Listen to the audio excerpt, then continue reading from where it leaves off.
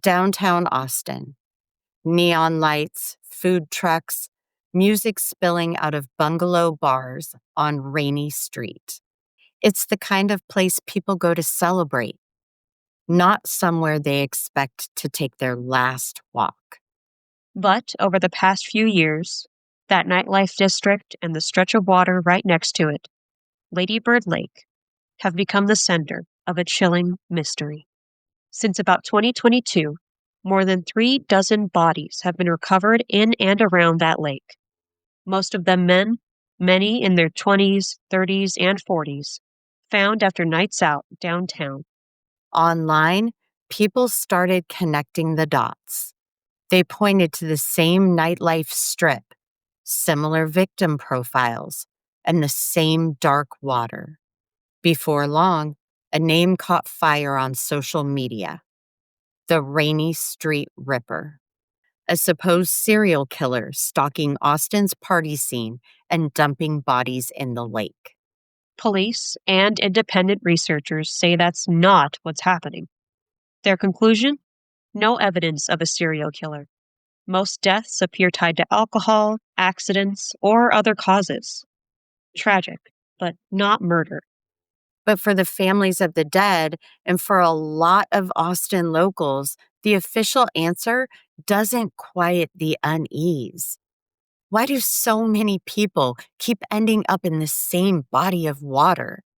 Why are there still unanswered questions? And if it isn't a serial killer, what exactly is going on? Emergency. No problem. All units Hi, I'm a reporter of Pleasant Hill and John Young Freeway. 1519519 East 18.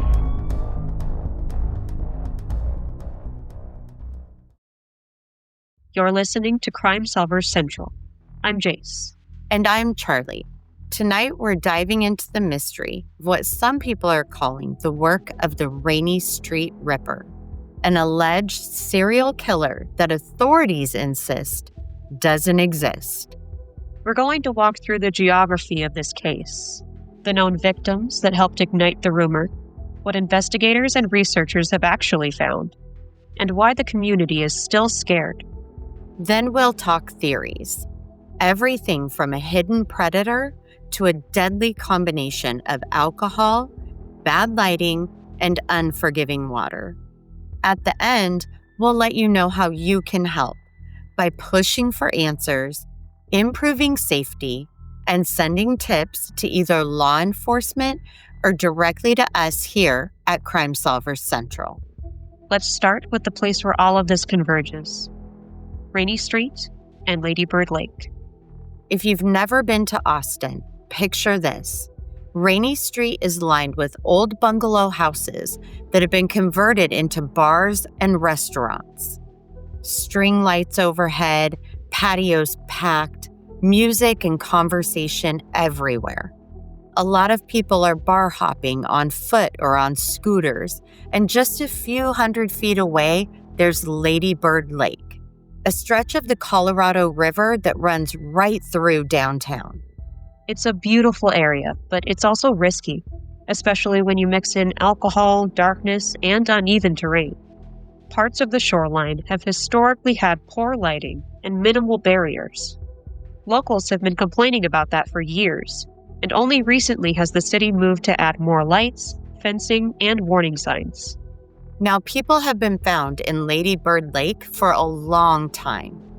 More than 20 bodies since around 2008, and far more if you go back a couple of decades. But what really captured public attention was a cluster of cases starting back in 2022. True crime communities focused particularly on 5 men whose stories sound eerily similar. All of them out drinking with friends in the Rainey Street area, separated from their group late at night, then later found dead in or near Lady Bird Lake. Their names are important because they're more than just entries in a statistic. Jayce and John, Clifton Axtell, Jonathan Honey, John Christopher Hayes Clark, Mogga Dogio. In most of those cases, Authorities ruled the deaths as accidental drownings. Men who likely fell or stumbled into the water while intoxicated. In Axtell's case, the cause ended up listed as unknown, which only fueled more speculation online. You can see why people started to connect the dots. The pattern: young or middle-aged men, nightlife, late-night separation, a body in the same lake. It all looks like something out of a serial killer documentary. It also echoes other urban legends, like the smiley face killer rumors tied to river drownings in northern U.S. cities. As more bodies showed up, at least 38 in or around Lady Bird Lake over the last few years, that fear just kept spreading. Some outlets almost framed it like a horror story. If all of those deaths were connected, the killer would be one of the most prolific in U.S. history. Families and locals responded with petitions, protests, and demands that police at least consider a serial killer angle. One petition calling on Austin PD to treat the drownings as potentially connected gathered thousands of signatures. But behind the scenes, police say they were reviewing the cases. They were running toxicology, looking at timelines, checking surveillance footage when it was available, and comparing autopsy findings. For them, the pattern didn't look like a murderer. It looked like a mix of alcohol, accidents, mental health crises, drug use, and in a few cases, foul play unrelated to a serial predator. To try to settle the debate, Austin PD actually partnered with Texas State University to do a deep dive. That's where the 189 drowning cases come in, a long-term look at deaths in and around the lake, not just the recent cluster. Researchers studied who the victims were, when and where they were found, and what the official causes of death were. Their conclusion? Statistically, there's no clear pattern of a serial killer at work. The overwhelming majority of the cases showed no signs of homicide, no clustering of injuries consistent with an attacker, and no forensic link tying one death to another. The researchers and Austin PD both say the Rainey Street Ripper is, in their words, an urban myth. That official position is important, but it doesn't erase the grief of people who've lost someone, and it definitely hasn't stopped the public's imagination from running wild. So let's talk about why this story has become so huge and what might really be going on. There have been at least 38 bodies found in or around Lady Bird Lake since 2022, according to data obtained by Fox 7. Of those, 30 were male. About 60% were between the ages of 30 and 49. Only 2 of them were teenagers, including the body found on Tuesday. One thing that jumps out to me is just how perfectly this fits into the modern true crime imagination. We live in a time where streaming platforms consistently pump out serial killer documentaries. People are primed to see patterns, especially patterns that are centered on a mysterious predator.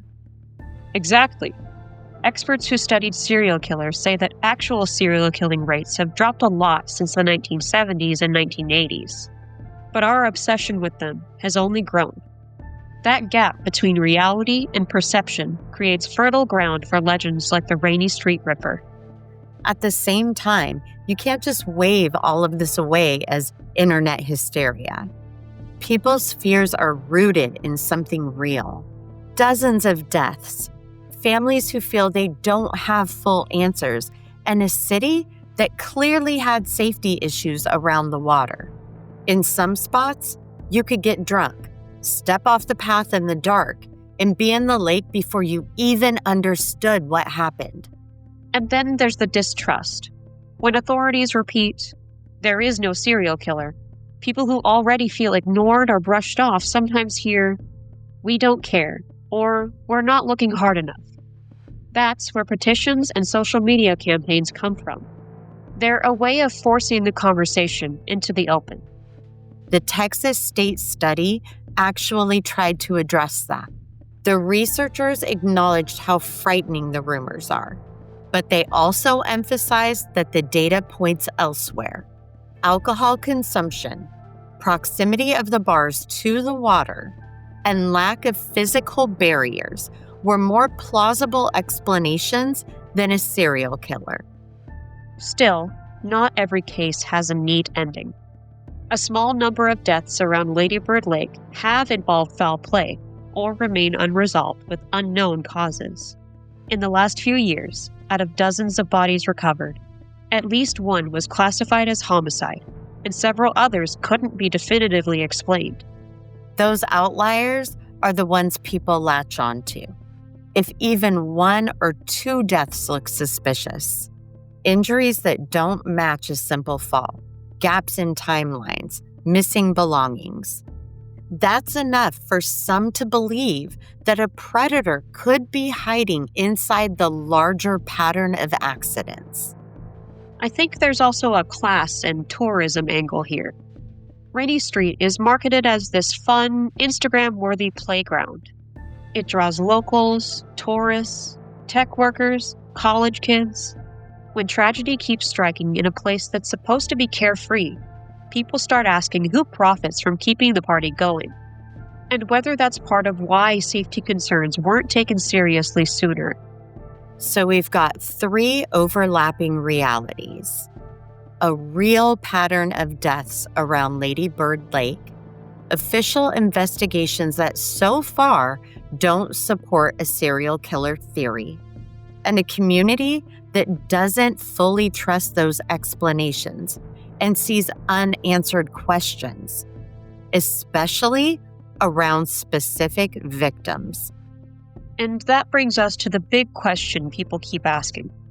Is there actually a Rainey Street Ripper? Not in the tabloidy movie villain sense, but is there any evidence of a person or group hunting along that shoreline? Let's walk through the main theories you'll hear around Austin and online. We'll start with the official ones and work outward. The first theory says, no serial killer, no coordinated murders. Just a dangerous mix of heavy drinking, poor lighting, confusing paths, and open water. According to the joint Texas State and Austin PD study, most of the 189 drowning cases they examined showed no signs of foul play. Toxicology often showed alcohol or other substances, and the circumstances matched accidental entry into the water. The second theory is the one that gave this case its nickname, a single serial predator. Maybe someone who works in the area or knows the terrain, targeting mostly men who are drunk and vulnerable late at night. In this scenario, the killer doesn't need to leave obvious trauma. A push, a quick assault near the water, or even luring someone closer to the edge could be enough. A third, more nuanced theory suggests we might be looking at a mix. Maybe most cases are accidents, but a few involve opportunistic crimes. Robberies gone wrong, assaults near the lake, or someone using the water to hide what they've done in isolated instances. And then there's the fourth theory, that the real story here is institutional failure. Not necessarily a hidden serial killer, but a city that didn't move fast enough to address risks, and a police department that underestimated how much transparency people needed. When you have a lake with a long history of drownings, a booming nightlife district, and repeated deaths, people expect robust safety measures and clear communication. If they feel like they're getting boilerplate answers, they'll fill in the gaps themselves.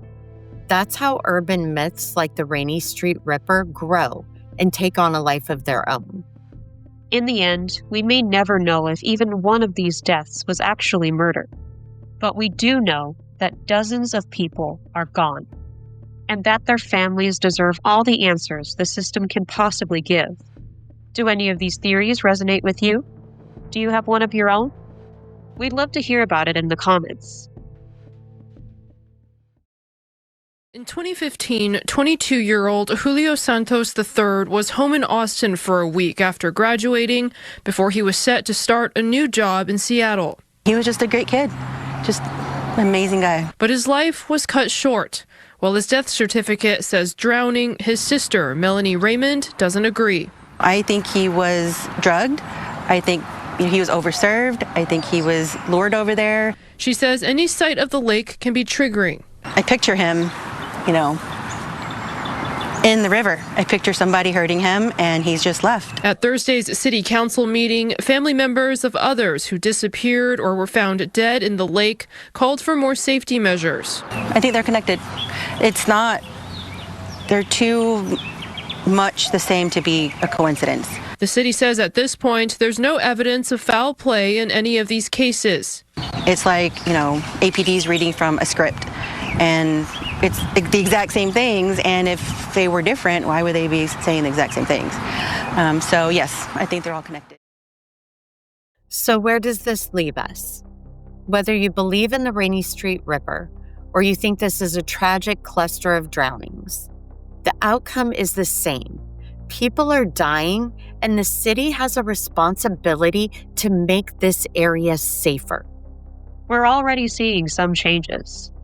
More lighting, fencing, and signage along certain parts of Lady Bird Lake, public discussions about nighttime safety and transportation, ongoing monitoring of incidents. But those changes didn't happen in a vacuum. They happened because community members spoke up, organized, and refused to let these cases fade into the background. If you live in Austin or spend time there, here's a few concrete things you can do. Push for safety improvements. Attend city meetings. Contact your council members and support efforts to improve lighting, barriers, and patrols around Lady Bird Lake, especially near nightlife hubs like Rainey Street. Use the area responsibly. Look out for your friends on nights out. Don't leave someone drunk or alone to make their way home near the water. Use ride shares, designated drivers, or buddy systems whenever you can. Share what you know. If you were in the area the night someone disappeared, if you have cell phone video, or if you heard something that has never sat right with you, consider coming forward, even if it feels small. If you have information about any death or suspicious activity around Lady Bird Lake or the Rainey Street District, you should contact the Austin Police Department or local Crime Stoppers. You can usually leave anonymous tips through Crime Stoppers hotlines or online portals. You can also reach out directly to us at Crime Solvers Central. Visit our website or our YouTube channel where this episode is hosted and look for our contact and tip submission links. We're not law enforcement, but we do share relevant information with investigators and can help amplify cases that need more attention. And if you're a family member or friend of someone lost in these waters, and you feel like your questions haven't been heard, our inbox is open. Your story matters, whether or not it fits neatly into any theory about killers or accidents. Tonight, we talked about the alleged Rainey Street Ripper. Maybe there's no shadowy figure stalking that shoreline. Maybe the real killer is a mix of alcohol, infrastructure, and indifference.